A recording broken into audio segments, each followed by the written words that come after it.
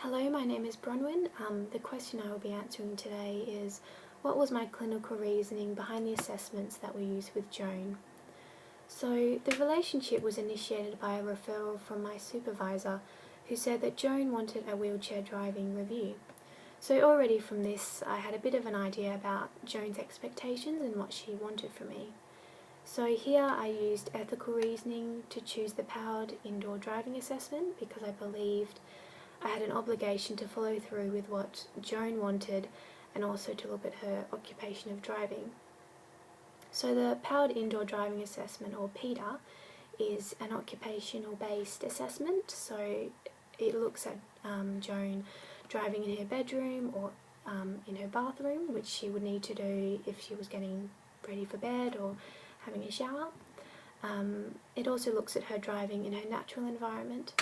So I wanted to look at her performance and her interactions within her natural environment and with her wheelchair, as I could then decide appropriate recommendations for intervention. So I used the PIDA as it was already a reliable and valid measure that assessed older adults driving in powered wheelchairs in nursing homes or other facilities.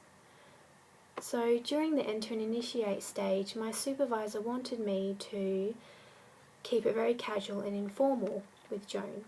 So when choosing the non-standardised assessments, I kept in mind what was expected from me by my supervisor and by my workplace.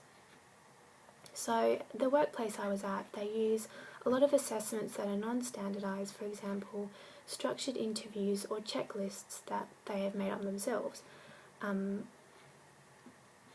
And these are used to develop action plans with the clients. So I came across the PIDA assessment while looking at measures that are already being used in the workplace. So the PIDA was one of these that they use. So in this case I used pragmatic reasoning because I was considering what was already available, what I had access to, and also what the workplace was expecting from me. So when I first initiated contact with Joan, I hadn't met her before and I didn't know a lot about her, apart from what my supervisor had told me and what I'd read about in her files. So the informal interview really allowed me to build rapport with Joan, as it gave me a chance to listen to her concerns and show interest in what she was saying. So here I use interactive reasoning because I thought about how I could best engage her in the assessment process without me making her feel uncomfortable and intimidated. When looking at the PEOP model, under spirituality and occupational components, Joan really enjoys socialising with others. She quite enjoys talking to the staff at the nursing home, and also to me when I came in and out of the nursing home when I was there. So she enjoyed socialising with others. So the initial interview gave me a chance to share that interest with her and keep her engaged. I also know that she becomes quite upset or aggressive easily. This is what my supervisor told me, so I didn't really want anything that would have been confronting for her and would have made her feel an assessment that would have looked at her weaknesses, I think. So the PIDA assessment only looks at Joan's driving at one point in time, so pairing it with the interview and also speaking with carers gave me a comprehensive picture of her driving performance. Here I used narrative reasoning because I thought about how I could get the overall picture and story of her driving.